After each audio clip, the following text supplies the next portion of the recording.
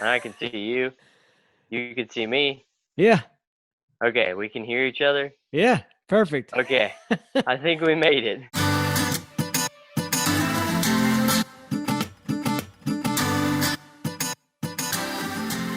Before we get started, I want to say thank you to all of those who have donated to this channel. If you don't know, you can go to faithandfailures.com, sign up for our newsletter. You can get weekly updates on our weekly blogs, new episodes that come out, and discounts and new items that show up in our merch store. Also, if you're a part of Facebook, we also have a Facebook group. It is called Faith and Failures, just like the podcast, where over 200 people are talking about real topics, their daily struggles, questions about God, real things that we struggle with that we don't always get the chance to talk about in church. So if you get a chance, go check it out. All right, let's get started.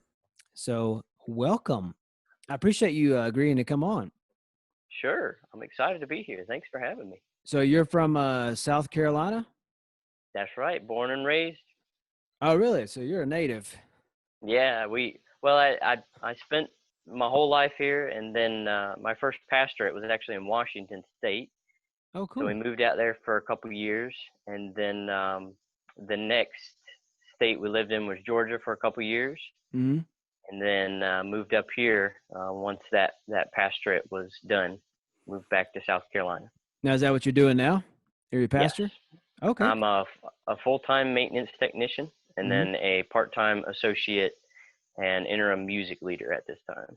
Oh, cool. That's kind of what I do. I'm well, it's a smaller church, so I'm the youth pastor, Yeah, uh, yeah, the janitor, the the associate, the worship leader.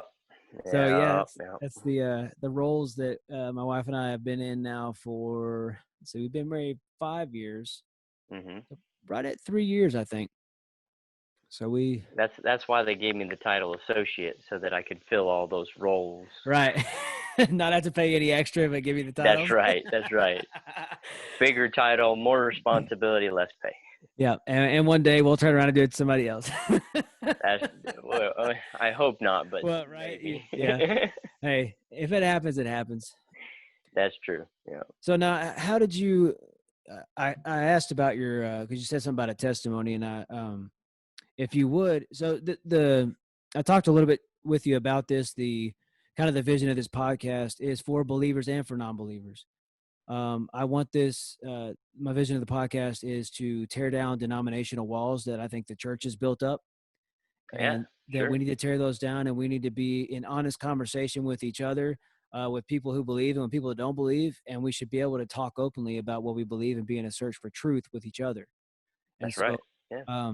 that's kind of the vision of this. And when you said testimony, I was like, you know what, because I've given my testimony on the podcast before, and I just love hearing and seeing what God has done in other people's lives. And it's a testimony to those who don't believe that there is a God, because Right. I'm proof.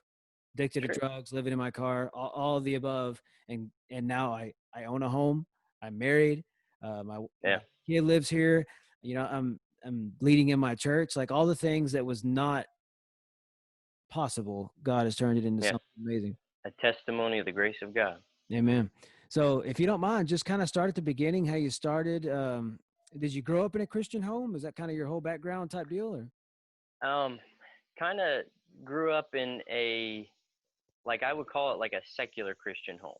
Yeah. And the reason I label that is because we went to church. I went to a Christian school, but my parents never really talked to us about Christianity or God or the Bible or anything like that. We just Hmm. we went through the motions, if you will, Yeah.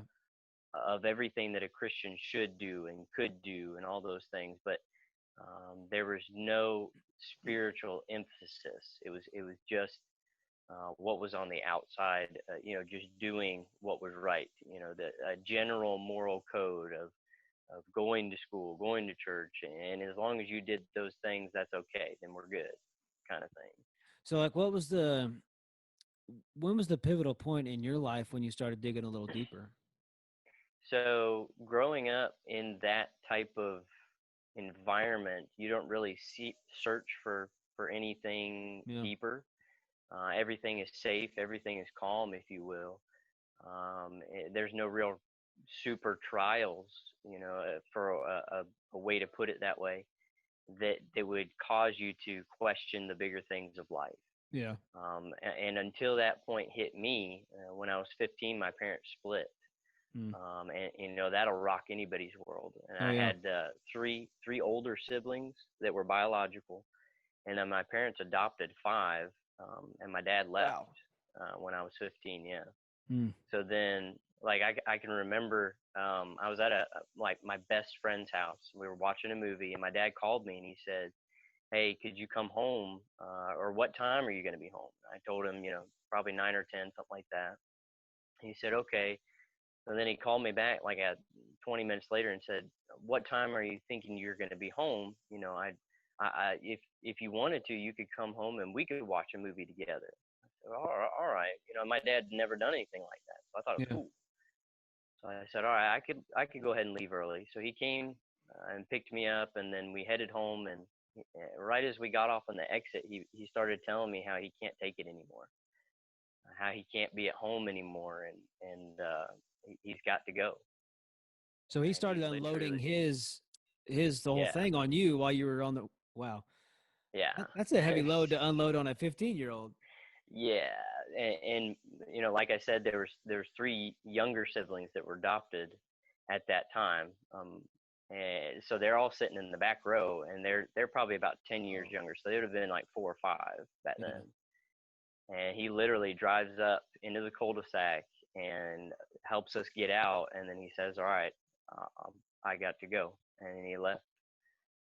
Wow. And yeah, so that was an interesting time. So you're kind of in shock. You don't really know what to do. And then so that happened, and then a couple weeks went by, and he came back for a little while, and then it was just back and forth. He came and then he left, and then Yeah. finally he left for good. Wow. I was so young, and I hadn't experienced anything like that. I didn't know what to do with it. Yeah. So it really wasn't until I was like 16 or 17 that I started, trying to figure out what am I going to do? How should I deal with this situation? So I started trying to find something that would kind of fill that void. My mom was working all the time, Yeah. to try and provide for us. The older siblings that I mentioned earlier had basically left the family. They just one went into the military, one went into basically drug addiction, and the Yeah. other one just disappeared, didn't have any contact with us. Hmm.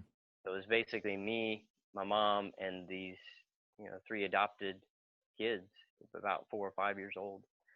So I would get home from school, and then I'd go pick up my younger siblings from their school, and then cook dinner and take care of them, and until my mom got home at 9 or 10 at night. So it was basically me being a dad at 16. Yeah. I didn't really have a choice. You had to do what you had to do. That's tough. So working through all those things, I finally got to a point, and I said, "What is the point of all this? Yeah. I don't understand why, if there is a God, why would He allow all these things to happen?"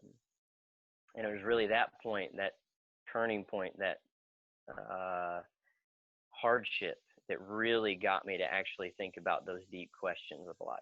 Yeah.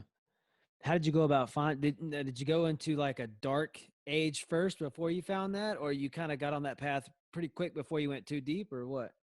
Like, for me, it was a dark stage, but I know for others, they'd look at it and say that was your dark stage, because it really was. I didn't do drugs, or Yeah.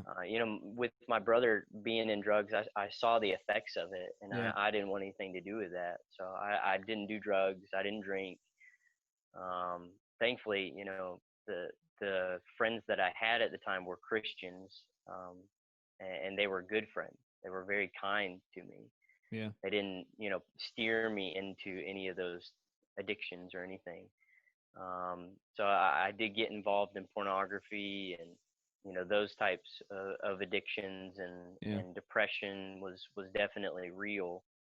More often than not, I became very secluded to myself, and I got to a certain point where I was driving on a two-way highway, and I said, what would it take for me just to kind of slide off to the left into oncoming traffic. What would the world really would it really matter if Nate Petty, died in a car wreck that day? Yeah. Uh, I mean, it was a very hard place for me, and it was a deep place for me. But for others, it may have not been as deep. Um, Definitely suicidal thoughts and trying to find anything that would help me feel, anything that would actually fill this void, trying to make me feel happy or joyful once again, Yeah. um, in any of those things. So in this time period, are you married? I am now, yeah. Uh, well, how did you from get to that point in your life? How did you start to even go in the direction of ministry? Like, how did you get on that path? So after that kind of year or two of like dark time, there was a youth leader that really took an interest in me. He could kind of see that I was a little bit of a loner, and that was just kind of his procedure. He would find those loners and really hone in on them, not on like a one-on-one, but he tried to just kind of gather them on game nights and youth nights and things like that. Just kind of always speaking to them, showing love to them, encouraging them every chance he got. Yeah. And I remember one night we were having a game night, and I think I was sitting alone, and he came over and sat near me, and he said, and just generally talking with me one on one, and then he got to this point in the conversation, just like essentially Jesus did. He took something that was very common, just like a normal conversation, Hmm. and then pinpointed one point, and he said, "Nate, do you know Jesus as your Savior?" And I said, "Right now, I don't even know if there is a God." Wow. And it was so interesting because he didn't go grab his Bible and beat me with it. He Yeah. just said, "Okay," and he left it there. And then like a couple weeks later, he asked me again, "Do you know Jesus?" And I said, "Man, I'm still at the same point. I don't know. I don't even know if there is a God right now."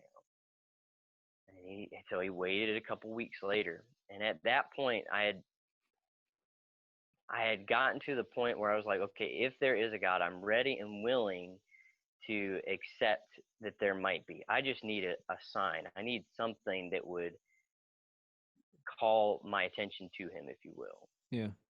So there was this one day, and there's some people that are gonna balk at this. So be ready, because this is the part for me that I still have a hard time believing.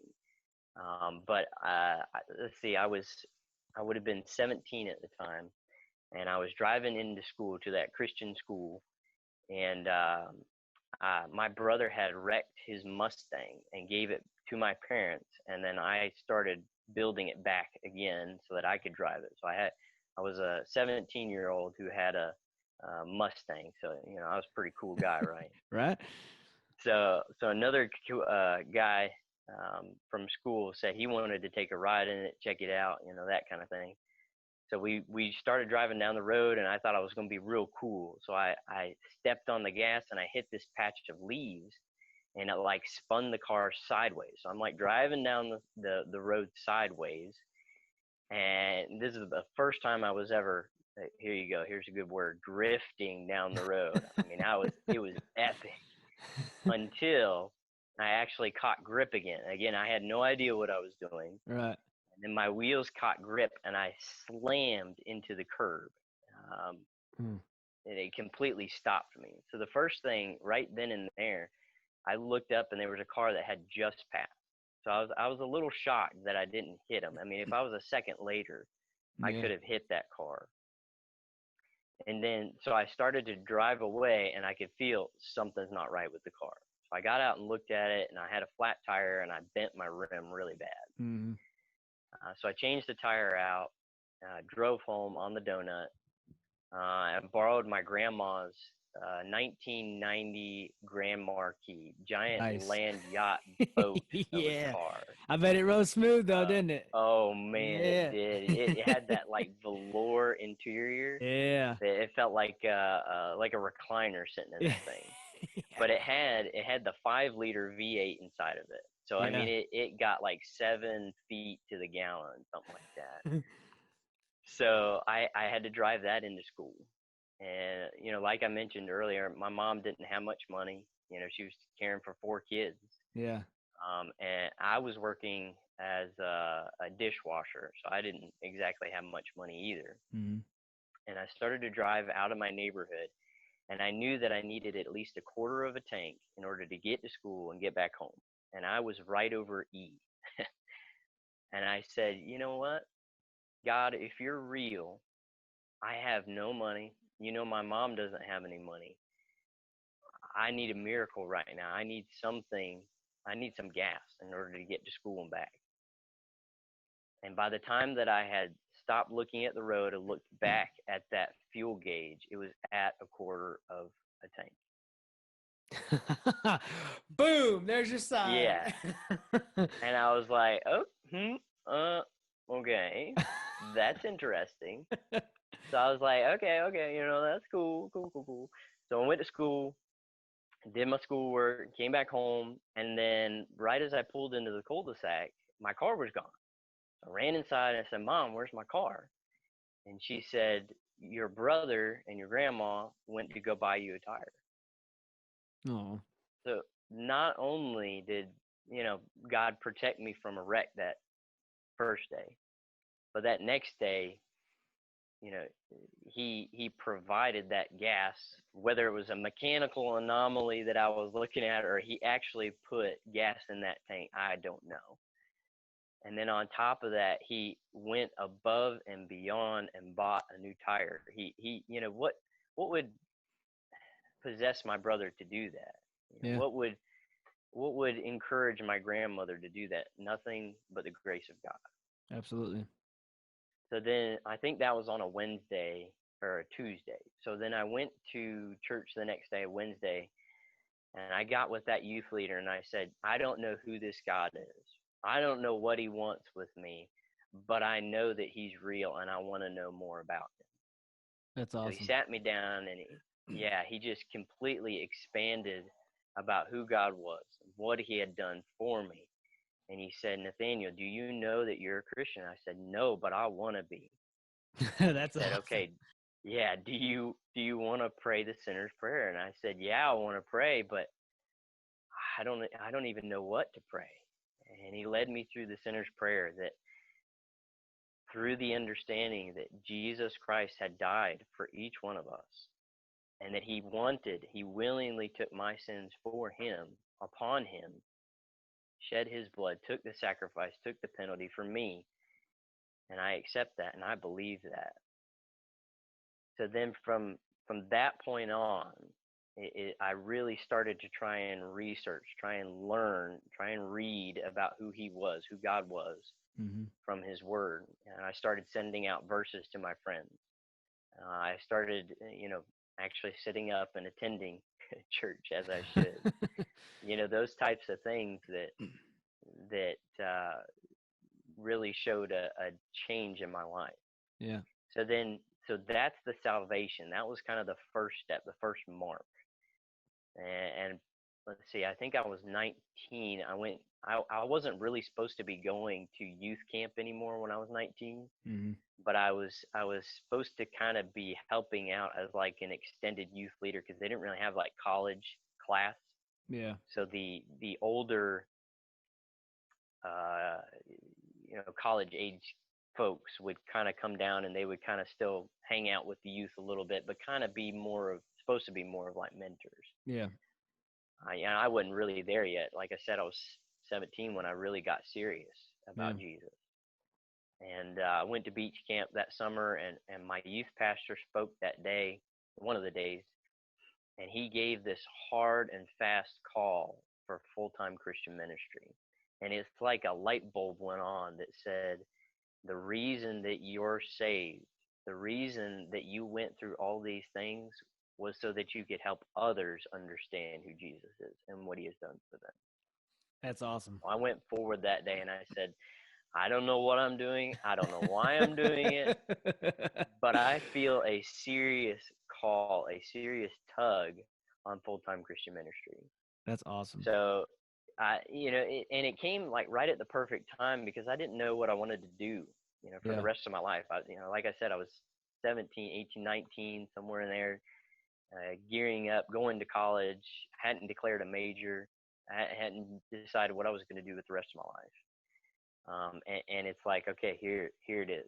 This is what you need to do for the rest of your life. So was it like well, you said it was like a light bulb. Like Yeah, that's the I didn't go to, nobody gave me like a call to come to the front or anything, but it's like I'm, maybe nobody else is listening, but I'm stubborn. so so God, nah, nah, it's like he shuts off like every other door and he keeps me focused yeah, yeah, so that yeah, I yeah, walk the right path, because he knows my heart. Like I am like, God, whatever you say, I'll do it. Whatever path yeah, that you want me to walk, carve it out before me and I'll take the steps. yeah, Like I have a lot of faith, but I don't always have a lot of foresight, if that makes sense. yeah, Like if he says do this, I'll do it. But always being able to see where the next step is sometimes it's not very clear to me. yeah, And so like you had a direct call for you to come forward, and I say accidentally. It seems like everything in my life after I started coming back to God has been accidentally, but you know what I mean? Like it's things that God just put in front of me, and he was like, yeah, this is the next step. And then he put yep, something else. It's like, this is the next step. Like I came to the yep, church I'm at right now, and my wife, that's where I met her.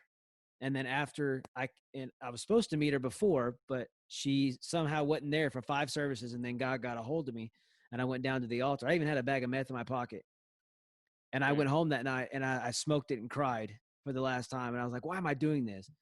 And so yeah, after I went, I had really long hair. I went. My dad was always, "You want a haircut?" So I went and got a haircut. He was happy. And that next Sunday is when I met her. She magically showed up then. She was the wow, whole reason I was coming. My cousin was the worship pastor there, and he was saying, "Hey, there's a blonde lady that's goes to church." I'm like, "Okay, all right, let's go." I was single, and she never showed up until I gave my heart to God and said, "God, I'm being serious." And then I met yeah, her. And then less than a year later, we got married. And then less than a year later, I was leading worship. Then less than a year later, I was the youth pastor. It's like these things, mm, God keeps opening up doors. And um, the way that I got to that place was that my cousin, it just so happened he was related to me, but he invested in me, like that youth pastor invested in you, just a yeah, simple yeah. conversation. So important. Discipleship is so important. If a youth pastor is listening, and I know some of my youth pastor friends, they do, um, what's some that you were reached out to, what would be some advancements or game plans to discipleship? I think discipleship sometimes gets lost in the mix of we just want like maybe numbers, or we want to just bring people into the door. Like Yeah. what do you do for discipleship? So typically, my game plan usually revolves around time. Yeah. And I know that some people may think, well, I just don't have time. Well, Yeah. then you're not going to be able to do discipleship. Discipleship revolves around time. If you look through the Gospels and the way that Jesus walked his disciples through step by step, he had so many times when he just sat them down and explained to them and just walked them through some of the Old Testament and some of the things that were currently going on. And it was just a long period of discipling, of just these little baby steps of encouraging them, of explaining to them, of helping them along as much as he could. So it just really revolves around time Yeah. and patience and just speaking truth to them in love, as the scriptures say. That's a big one. Love. Like the youth pastor didn't bang you over the head. He Yeah. just he just Yep. talked to He you just like a left it alone. person. He just Yeah. talked to you. And I think Yeah. that's so, I feel sometimes, and I've been this way before, I've been guilty of it. Like I have wanted to be so right or say such powerful things that change their life. And really all it takes is a basic conversation of Yep. showing Yep. interest into someone. Like that easy that youth pastor did to you. Not to mention, like, the scripture, Paul even talks about how some will water, some will grow, but God gives the increase. It's not about you. You do the Right. best that you can, and He will give the growth. I remember the first church I was at, this young man walked in, and he said he was living in one of the local boys' shelters and decided he wanted to come to church. And it was such a neat opportunity, and I felt so led to share the gospel with them. I mean, how many times do you have just a random young man come walking through the door? So I brought him into my office, and I felt like I expounded the scriptures flawlessly. And I got to the end, and I said, "Is that something you want to do? Do you want to accept Jesus Christ as your Savior?" And he said, "No, that makes a lot of sense and all, but not today." And I was so bummed. I was like, "You've got to be kidding me." But it was such a good reminder that it is not about you, it's not about what you say, it's about the Holy Spirit's work in their life. And it takes time, it takes patience to grow that. Yeah, I think God gives us examples in the body, in nature, like things like that. It takes time. It has to be nurtured, just like a For sure. relationship with your wife. You have Yeah. to nurture it. It's not just going to Yep. all of a sudden be amazing all the time. There's going to be Yep. thorns.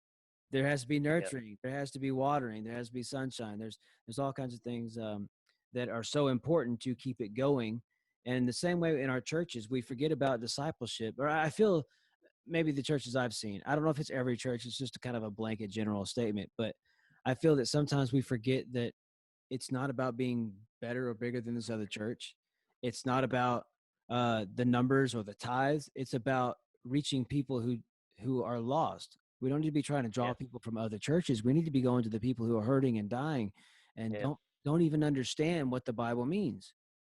And we have to be good stewards of that God gave us so that we can actually have a conversation with them. And if they ask those questions, be prepared already. Yeah. That's Sure. something I fall short on sometimes is like not, I know I'm not a theologian or anything, but like sometimes I'm not studied up as I should be because the people who are out there are really studied up on what they believe. Yeah. I should be equally or more studied up on what I believe. So you said you were adopted by your stepdad. Yeah. So that's where kind of the Petty-Neal actually came from. So, Okay. my parents split when I was 15. And then, let's see, in when I was 17, my mom started dating and subsequently married my stepdad. And he didn't have to. I was 17. Not a lot of people adopt Right. 17-year-olds, let alone you know stepdads that come in. Yeah. But well, that's one of the things that I really appreciated, that this man, this my stepdad, really wanted to do, is he looked at me and he said, "You know what? I you're not my son. You're not. I don't owe you anything. Um, but I want to. I want to be your dad. I Now, want." had your dad stayed out of the picture after he stopped coming around so much? Um, Pretty much. Yeah. I didn't know if He you still kind of had tried to. relationship with them or Not really. I mean, no. even to this day, it's like a hit or a miss kind of thing. Yeah. I can go a month or two without hearing from him, and when I do, it's just kind of a, "Hey, how are you? Good, how are you?" kind of thing. Yeah. So Very one dramatic. thing about Yeah, so one thing about um my stepdad adopting me is that they would have had to serve papers to my dad that basically he relinquished his fatherly rights Yeah. in order for my stepdad to be my dad. So even if you look at my birth certificate right now, it says that my stepdad is my dad legally. He decided he wanted to be my father, That's and cool. really, I hadn't thought about it until several years later, when I thought about those passages that talk about how we are adopted Yeah. into the family of God. In And Ephesians, I I actually have preached on a that not too long perfect ago. example. I get to tell people, I get to tell people, people ask me all the time, what is with your last name? And I get to tell them, hey, I was adopted. And not just that, but this man wanted me. He wanted to be my dad, and I have all the rights, all the privileges of Yeah, being his son. Let me tell you about a good father who wants to do the same thing for you. that's It awesome. has been really cool having that understanding, having that right, that privilege to be able to call myself his son. Yeah, that's really cool. I like that. How did you become a youth pastor? Like that was your first step before assistant or associate pastor, right? Yeah. So I went to the Christian school I went to actually has I went to Bob Jones University. Now Mm-hmm. you might have some listeners that are scoring that, just so you know. So be prepared. You might get some bad reviews on that.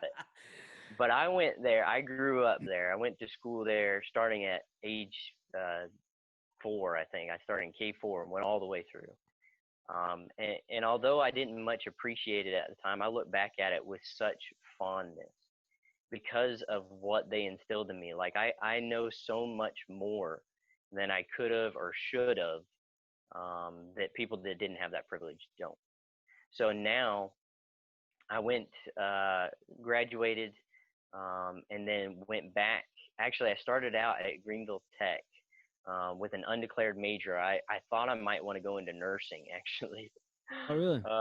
Yeah, which is really funny because later on I found out that when I get my blood taken, I pass out. So that would have been a perfect job for me. So, um, so Like you just fall out and they're like, oh, he'll be all right. He does it all the time. yeah, I'm good. I'm good.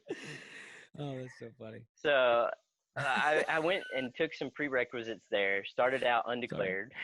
You Sorry. got you there. Yeah, I did. It got me. I like it. That was pretty good. I So like that. then,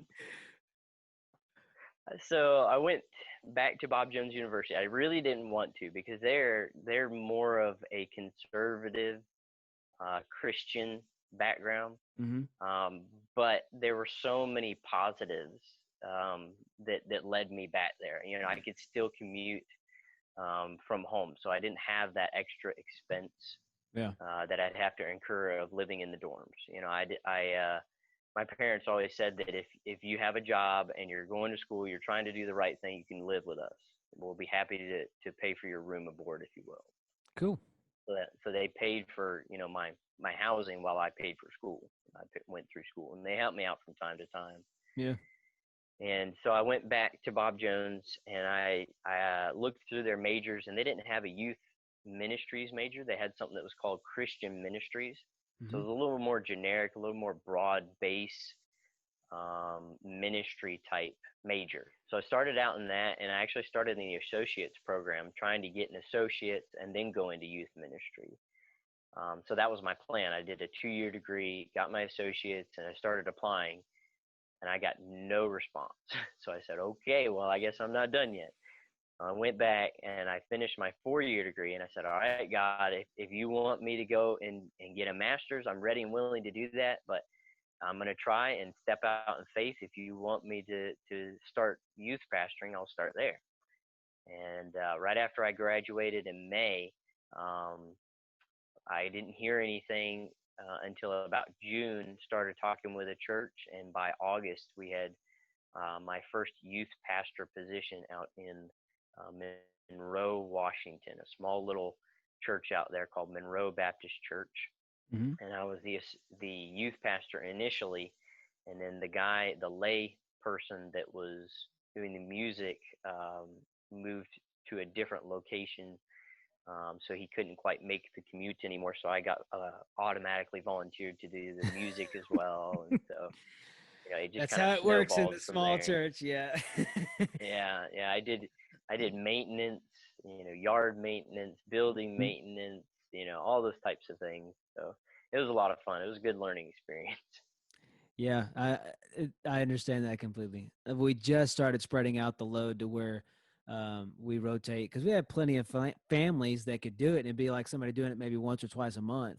Cleaning the church and then Yeah, yeah. mowing the yard and stuff like that. Well, We just got to That's where it's so not. helpful. Yeah, it's just now to where it's not all me and my wife and her mom would help all the time. So it's been such a, oh, finally, thank you, Lord. Like we could have a few weeks Yeah, that we're off. such a Like, relief. yes, but yeah, I get that. So now, did, you got into ministry before you met your wife or after? After. After. The only reason I got into ministry is because I married her, because she is such a gem. Yeah. There's no way I could have gotten probably into ministry, because she's a piano player. So that first church we got into, they were looking at us like we were the golden couple. Yeah. We one salary and we get a piano player, a music pastor, a youth pastor, Yeah. a maintenance guy, a yard maintenance guy. I mean, you name it, we get this. Oh man, sold. Yeah. Easy. For y'all or for them. So yeah, we actually grew up in the same church for years and years. Now don't tell her I told you this, but she's a couple years older than I am. Yeah. So we kind of didn't really run in the same circles. So we didn't really know each other very well, Okay. um, until a little bit later. Those um, adopted siblings were in the nursery, and my wife was taking care of them. And my mother just impressed upon me how wonderful of a young lady she was, and essentially, just kind of really encouraged me. I'll put it that way. Really encouraged me to look into this young lady. So I asked her out for coffee, not really knowing much about her, and it was like we were old friends. We Really? we sat and we talked for hours. We met at like, I don't know, 5 or 6 o'clock, and we talked until 1 o'clock in the morning. Wow. It was so refreshing to be able to. We weren't nervous. We just talked. We just talked about anything and everything, and it was Yeah. so wonderful. That's how me and my wife were. We uh just it's like best friends, which is exactly what I wanted. Yeah, Like that's yeah, it is the perfect match. Like she's the yin to my yang. Like I'm talkative and outgoing, yes, and she's quiet and absolutely. reserved. Like Yeah, my, I'm my her wife and I wings, are the same and she's way. my anchor. So now, how many years were you youth pastor before you started being the associate role? I just became the associate about a year ago. So that would have been 2019, and I started in my first youth pastor position in 2014. So Okay. 14, 15, so about 5 years, and then I've been an associate for about a year. So you've been in ministry, and you were called young. Like you knew. How old were you? You said 19 when you felt that call. Was Yeah, that about 19. Yeah, you so? say that's young, but in the circles that I ran with, the call came at like 4 years old for some of these people. So Really? they had been studying. Yeah, for some of the people that I went to school with, they were like, yeah, I felt the call when I was like 4. So you were a So late you know, bloomer. yeah, yeah. So I mean, they had been in ministry for, and they had been pursuing, and some of them had been preaching since they're 12. So I mean, I was way behind the curve. Yeah. So, well, I say young, you say you were late, but to kind of wrap it up in a pretty little bow, what would you, as an encouragement to maybe someone who's even thinking about going into the ministry, or maybe they are also what you and I both have experienced, and they are at a small church, they feel like they're overworked and underappreciated. I mean, if you're in Oh a small man, church, you end up getting that way. You get numb to the process. The whole. sure, You're like, sure. what? Yeah, What's you get a God? little What do you burnt do? out. Yeah. So, what kind of encouragement could you give them, or yeah, just a word of encouragement to help them to keep pressing on and then not give up? Man, what a great question. um, I would definitely say, you know, the a lot of people would just say keep on keeping on. Yeah. Um, but it's so much. It's more than that. The one thing that has kept me going was my relationship with God. If I did not have that relationship and I did not keep it up as I should, that means daily reading, Yeah. daily prayer, I wouldn't be able to. I would have become impatient. I would have become restless far too long ago. And then I would also say hold on to those little victories. Yeah. Like in the first church we were in, we had 2 youth to start out with. But as time went on, and again, time is playing a key role in this. Mm-hmm. As time went on, right as we were about to leave that church, after about a year and a half, we had 6 youth coming. That That's means that awesome. there were 6 more young people that were hearing about Jesus, that were being taught about Jesus on a weekly basis, I should say, Sundays and Wednesdays. So you have to hold on to those little things. You have to remember the importance of the call that you are giving, that God has given you, telling them of who Jesus is and what he has done. Did you ever feel in the early stages of your calling, did you share it with somebody and they tried to tell you that it wasn't God that called you? No, I never had anything like that. I did have later on more of a, when I told the story, sometimes I would say it wasn't so much as a calling as it was a desire.